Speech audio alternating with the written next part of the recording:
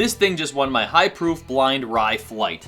I figured we better give this a full review, see what we really think about it. Let's go!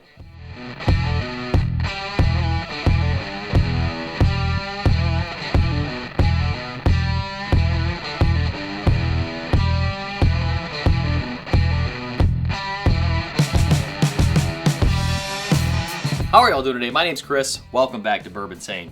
I recently put out a blind rye flight where I got to try 4 high proof whiskeys next to each other completely blind, and this one took the cake. We had some bangers in that lineup. Sazerac rye, full proof. We had our Elijah Craig rye, and then we had Pikesville. You know, all very good rye whiskeys, but I didn't think this one would win. It ended up taking the cake. So I figured we better put out a full review of this, and I wanted to do this one specifically because this is just the shelfie bottle. This is not a store pick. I wanted you guys to get a kind of a fair assessment of what the actual thing you might go to your store pickup today is for this Jack Daniel's Barrel Proof Rye. So let's go right into it. These things are always so high proof. I mean, the bottle I have is 130.3 proof. Oh, and that's probably the reason it won, honestly. That proof, that barrel proof, always gives me such delicious flavor profile.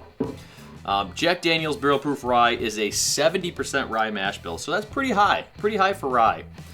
18 corn, 12 malted barley, and it just looks great, man. It is so wonderful, dark, viscous, sticking to the glass. For those of you that don't know, this comes from, obviously, Jack Daniel's Distillery. It's a Brown-Forman product. They, of course, do charcoal maple filtering for their whiskey. Adds almost a different flavor profile a lot of times. Sometimes almost a little bit of a maple note. So we're going to see if we pick up on that today, or if it's just going to be a hitch-in-the-face rye. So let's go right into the nose on this. Whew. It is certainly strong. It is certainly a potent whiskey, that's for sure. Woo-wee. You know, given the amount of rye on it, though, that 70% rye, it's actually very sweet. There's a lot of burnt brown sugar on here. Almost like a toasted rye note is what I'm getting right now. It could be part of that like kind of maple I was describing. It almost gives me like a toasted, almost like a creme brulee. Think of like a creme brulee. A little fancy. It's definitely strong, though. I mean, you're getting that nostril sting, that nostril burn, which, when I drink a barrel proof, that's fine. I'm expecting that. You know, I want that usually. But it's not alcohol forward. That's the beauty of this bottle, is very, very rarely do I get a alcohol forward, you know, youthful, grainy note. They don't disclose age on this. It's probably about 6 to 8 years, most likely. And if you were to get a single barrel pick, obviously, you can talk to the store owner about that too, see if they know the specs on the bottle. So, very nice nose. I mean, it gives you such a punch, such a delicious punch. So, let's go into flavor here.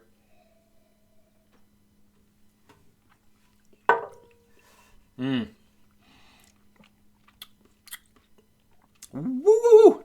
All right, I was going to say, wow, this isn't really giving me that proof punch I thought it was going to. And then all of a sudden, boom, washed over the mid to back of the palate. But it is immediately the Jack Daniel's Brown-Forman flavor profile on that. You know, I got almost like a chocolatey banana note on the very front of the palate, that sweetness. It kind of shocked the palate once I got to the mid and back, so I'm going to do another sip here. You know, this is really drinking more like the bourbon, like a Jack Daniel's Barrel Proof bourbon I would have. Those typically give me even more proof punch, though. This rye is mellowed. Like, this seems like a more mellow rye. This isn't even near some of the highest proof Jack Daniel's picks out there either, or bottles out there. This is only about 130.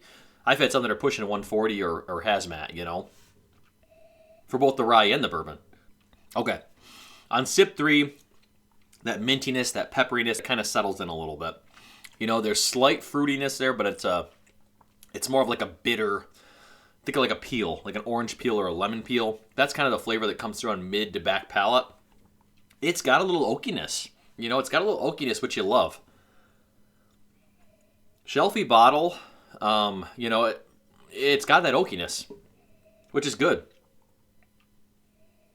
All right, what I'm going to do is grab my Jack Daniel's single barrel pick. I think I have a Meyer pick somewhere of this rye. We're going to put them side by side, and then we're going to go into it. Okay, well, I couldn't find my open single barrel Jack Daniel's rye, so I do have a sample of it here also, though. I think this is a different pick, but I've had this sample for a while. Just marked that way. So we're going to go into this one too. Might as well pour the whole thing. This was a Total Wine pick. I'm not sure where or any of that, but Total Wine pick. Color on these, I mean, it's very similar. Maybe even a little bit darker on the Total Wine one here. I don't know. Honestly, I'm sorry, guys. I don't know proof or specs on this. But the important thing is it's a single barrel versus your shelfie one, so we're going to see if it makes a difference at all. So let's go into that one.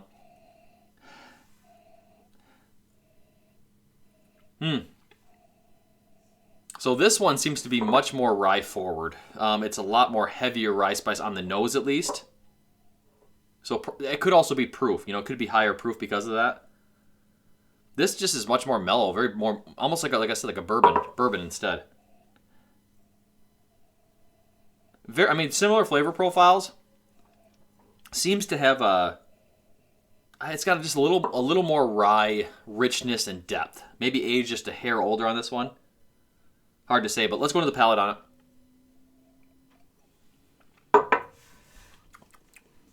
it. Wow. So it's actually a very different flavor profile. That gave me almost like a bubble gummy rye note. Think of like a juicy fruit gum, which I sometimes will get on rye. It's kind of a blend in that and almost like a spearmint gum together. Very interesting. I don't know if I've ever had that on a Jack Daniel's rye before. And I can see that bubble gumminess now that I've had a sip, you know, going back into it. So let's do another sip. It seems to be a much sweeter rye. I mean, both of these are very sweet ryes, honestly, for given how high the rye the mash bill is. But I'm getting a lot more salivation.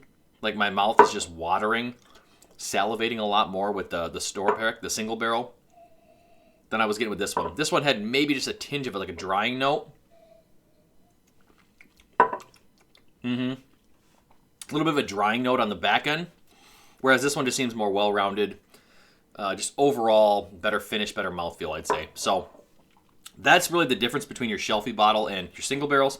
Of course, they're all single barrels. You know what I mean? So it's subjective. It's hard to say. But if you know the person who you're getting your single barrel from, if you trust that store, you know they've had good picks in the past, probably worth picking because they were probably able to select from 4, 5, 6, 10 barrels, whatever it may be, and find the best one they think will work best for their customers and just what they agree on flavor profile-wise. All right, well, I appreciate you guys watching this review today. Thank you guys so much for being here. I was shocked when this thing won my blind flight. I didn't think it would. It was one of the more youthful ryes. Everything else was at that age or older. So I was very surprised. But I'll tell you what, maybe it was the proof. Maybe just I love Jack Daniel's. I'm a fanboy of it. But either way, it came through and it was delicious. If you haven't yet, please do like this video. Make sure you subscribe to the channel. And stick around. We're going to have a lot more coming up this year. Happy 2026, everyone. Stay insane.